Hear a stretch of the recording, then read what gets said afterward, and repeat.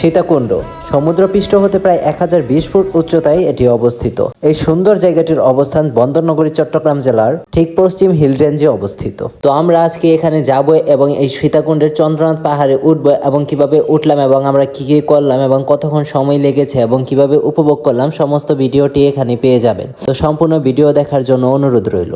তো hello everyone, কি অবস্থা সবার? আশা করি সকলেই ভালো আছেন, আমিও ভালো আছি। তো আমাদের প্রথমে যাত্রা শুরু হয় কমলাপুর থেকে। যেহেতু আমরা ট্রেন দিয়ে যাব তার জন্য আমরা কমলাপুর রেল স্টেশনে চলে আসি। তো এখান থেকে মাত্র 125 টাকা ভাড়ায় মেল ট্রেন দিয়ে চলে যেতে পারবেন সীতাকুণ্ড। তো আমরা যেহেতু লাস্ট মুহূর্তে আসি তার জন্য আমাদের ট্রেনের মধ্যে কোনো টিকিট লাগেনি। তারপর আমরা ট্রেনের ভিতরে উঠলেই প্রথমে একটি বিড়ম্বনার শিকার হই। তো এখানে অনেক টুকাই থাকে যারা নিজেরাই সিট দখল করে রাখে। তারা আবার এক্সট্রা টাকার মাধ্যমে এখানে এক একজনকে সিট দেয়। যদি আপনারা আমাদের মতো দাপট দেখিয়ে সিট দখল করতে পারেন তাহলে আপনাদের 1 টাকাও খরচ হবে না। তো আমাদের ট্রেন ছাড়ার পরে আমরা ট্রেনের মধ্যে সকল কিছু রাতের বেলায় উপভোগ করতে থাকি। তারপর সকাল হওয়ার সাথে সাথেই আমরা ট্রেনের মধ্যে অসাধারণ সুন্দর সুন্দর ভিউ দেখতে পাই। তো একজন এদিকে ভিডিও করতে করতে ব্যস্ত এবং আরেকজন এদিকে ঘুমাতে ঘুমাতে ব্যস্ত। তো ঘুমাতে ঘুমাতে যেন মুখের ভিতর তার মশা ঢুকে যাচ্ছে। তো এইভাবেই আমরা আস্তে আস্তে চলে আসি সকাল 7:30টায় সীতাকুণ্ড রেল স্টেশনে। তো এখান থেকে সীতাকুণ্ড রেল স্টেশনে এসে আমরা কিছু খেয়ে নিব। তো এখানে আমরা সকালের খাবার খাওয়ার পর এখান থেকে 20 টাকার গাড়ি ভাড়া করে চলে যাই সীতাকুণ্ড।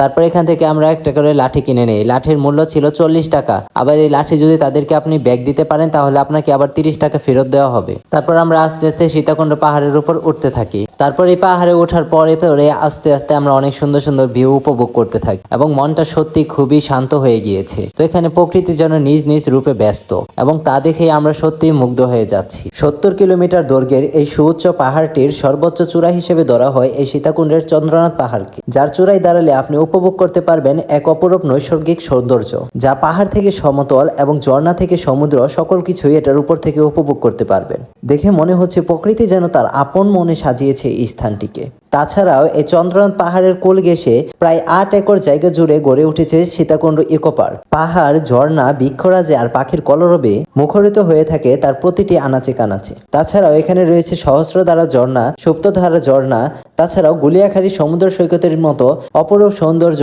পর্যটক স্পট, যার ভিন্নধর্মী এক নৈসর্গিক সৌন্দর্যে আপনি মুগ্ধ হতে বাধ্য। তো এই পাহাড়ে ওঠার সময় আপনারা যদি ক্লান্ত হয়ে যান তাহলে মাঝে মাঝে আপনারা একটু জিরিয়ে নেবেন। তো আমিও মাঝে মধ্যে ক্লান্ত হয়ে গিয়েছি এবং বিভিন্ন জায়গায় রেস্ট নিয়ে নিয়েছি। তো যখন আমরা এই পাহাড়ের মধ্যে উঠতে থাকি আমাদের শরীর প্রায় অনেক ক্লান্ত হয়ে যায়। তো এই ক্লান্তি আমাদের এই পাহাড়ের সৌন্দর্যের কাছে কিছুই না। তো আস্তে আস্তে আমরা উপরের দিকে উঠতে থাকি এবং বারবার রেস্ট নিতে থাকি, বিভিন্ন ধরনের গল্প করতে থাকি, অনেক অপরিচিত মানুষের সাথে কথা বলতে থাকি। তো এইভাবে আমাদের আস্তে আস্তে জার্নিটা শুরু হয় এবং আমাদের খুবই ভালো লাগে এই পাহাড়ের মধ্যে। তো আমরা যেহেতু 3 জন গিয়েছিলাম, তো আমার সাথে আরো 2 জন ছিল। তো ওরা অনেক সময় ক্লান্ত হয়েছিল, তার জন্য ওরা উঠতে পারছে না। তার জন্য আমি একাই পথ পাড়ি দিতে চলেছি। তারপর আমি আস্তে আস্তে বিভিন্ন জায়গা ঘুরে বেড়াই এবং একা একাই সকল ভিডিও করতে থাকি এবং শেষ পর্যন্ত মাত্র 1 ঘন্টা 11 মিনিটে আমি এই সীতাকুণ্ড পাহাড়ের উপরে পৌঁছে যাই। তো অনেকেই বলে 3 ঘন্টা, 4 ঘন্টা, 2-2.5 ঘন্টা সময় লাগে, কিন্তু আমার এতটা সময় লাগলো না কি কারণে আমি বুঝতে পারলাম না। তো যারা আমার মতো পাহাড় প্রেমী আছেন তারা হয়তো বা 30, 40, 50 কিংবা 1 ঘন্টার মধ্যে এই সীতাকুণ্ড পাহাড়ের চূড়ায় উঠতে পারবেন। কিন্তু আমার সাথে যে 2 জন ছিল তাদের একজনের সময় লেগেছে প্রায় 2 ঘন্টা 26 মিনিট এবং আরেকজনের সময় লেগেছে 2 ঘন্টা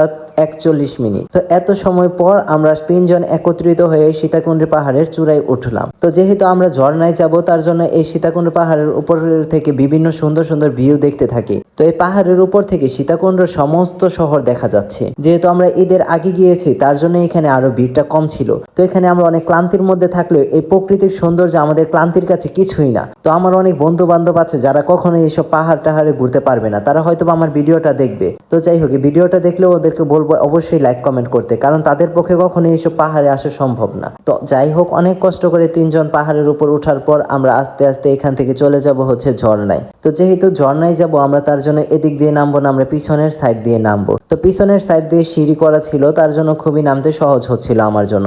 আমি তো একেবারে দৌড়ে দৌড়েই নামা শুরু করেছি, কিন্তু আমার সাথে যে 2 জন ছিল তারা অনেক দুর্বল থাকার কারণে তারা আস্তে আস্তে নামতে থাকে। কিন্তু আমার ফুল এনার্জি থাকার কারণে আমি খুব সুন্দরভাবে এই প্রকৃতিটা উপভোগ করতে থাকি, যেন আমি এক পাখির মতো হয়ে গিয়েছি। তো আমাদের পরবর্তী পর্বে পেয়ে যাবেন আপনারা ঝর্ণার মধ্যে কিভাবে যায় এবং ঝর্ণার বিস্তারিত ভিডিও, ঝর্ণার সৌন্দর্য দেখতে হলে আমাদের পরবর্তী ভিডিওটা দেখার জন্য অপেক্ষা করুন। ধন্যবাদ সবাইকে।